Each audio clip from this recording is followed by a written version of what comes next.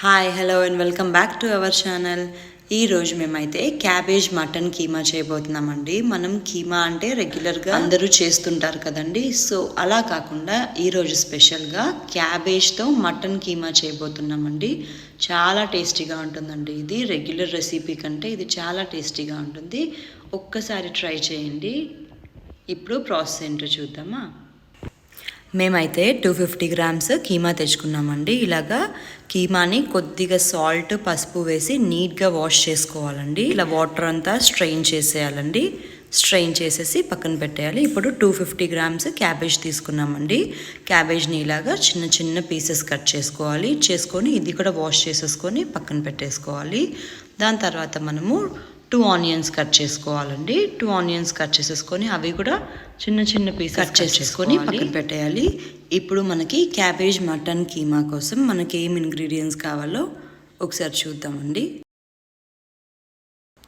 Onions, cut చేసి పెట్టుకున్న tomatoes, కల్లుప్పు, ధనియా పౌడర్, పసుపు, కారం, అల్లం వెల్లుల్లి పేస్ట్, మనం వాష్ చేసి పెట్టుకున్న కీమా అండి. మనం వాష్ చేసి పెట్టుకున్న క్యాబేజ్ ఇది. దాన్ని కూడా స్ట్రెయిన్ చేసేసుకొని పక్కన పెట్టేయాలి. ఇప్పుడు ప్రాసెస్ ఏంటో చూద్దాము.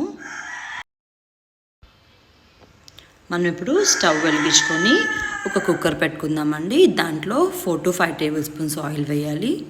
ఆయిల్ కొద్దిగా వేడిన తర్వాత మనం కట్ చేసుకున్న ఆనియన్స్ యాడ్ చేసుకోవాలండి. దాంట్లో ఈ ఆనియన్స్ కొద్దిగా వేగిన తర్వాత పచ్చిమిర్చి యాడ్ చేయాలి. 3-4 పచ్చిమిర్చి. దాని తర్వాత 3-4 స్పూను జింజర్ గార్లిక్ పేస్ట్ వేయాలండి. దాని తర్వాత కట్ చేసి పెట్టుకున్న టొమాటోస్ యాడ్ చేసుకోవాలి.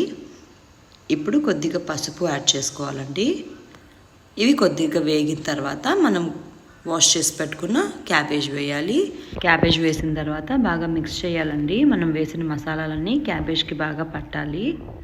దాని తర్వాత మనం వాష్ చేసి పెట్టుకున్న కీమా వేసేసుకోవాలండి. దాని తర్వాత కారం, ధనియా పౌడర్ ఇవన్నీ వేసేసి ఇది బాగా కలపాలండి. ఇప్పుడు మనం తీసుకున్న సాల్ట్ కూడా యాడ్ చేసుకోవాలండి. కానీ ఆ క్లిప్ మిస్ అయింది, సారీ. తీసుకున్న కొత్తిమీర, కొద్దిగా పుదీనా యాడ్ చేయాలి. దీన్ని బాగా పట్టించాలండి కీమాకి. ఇలా కలిపితే ఈ కీమాకి బాగా పడుతుందండి. దాని తర్వాత ఒక 15 నిమిషాలు స్టవ్ సిమ్లో ఉంచేయాలండి.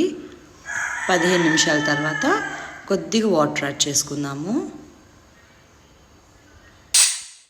ఇప్పుడు 4 విజిల్స్ పెట్టుకోవాలండి. 4 విజిల్స్ తర్వాత ఇదండి మన కీమా అయితే 90% కుక్ అయిపోయింది కదా. ఇంకా కొద్దిగా వాటర్ ఉంది కదా, ఈ వాటర్ అంతా ఇంకిపోయేదాకా మనం స్టవ్ సిమ్లో పెట్టుకోవాలి. తర్వాత ఒక 1/2 స్పూన్ గరం మసాలా యాడ్ చేసుకోవాలి. యాడ్ చేసుకొని ఇది బాగా కలుపుకొని స్టవ్ సిమ్లో పెట్టేయాలండి. వాటర్ అంతా బాగా ఇంకిపోయిన తర్వాత కొద్దిగా కొత్తిమీరతో గార్నిష్ చేసుకోవాలి. ఒక సర్వింగ్ బౌల్లో తీసేసుకోవాలండి. తీసేసుకున్న తర్వాత మనం కొత్తిమీరతో గార్నిష్ చేసుకోవాలి.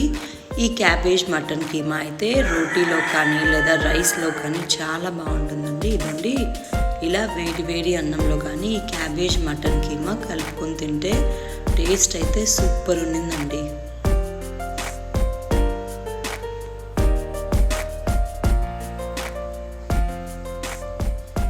ఈ రెసిపీ రోటీస్లోకి ఇంకా బాగుంటుందండి. ఇది ఒక్కసారి ట్రై చేయండి. ట్రై చేసి మీకు రెసిపీ ఎలా వచ్చిందో మాకు కామెంట్ చేయండి. Thank you for watching.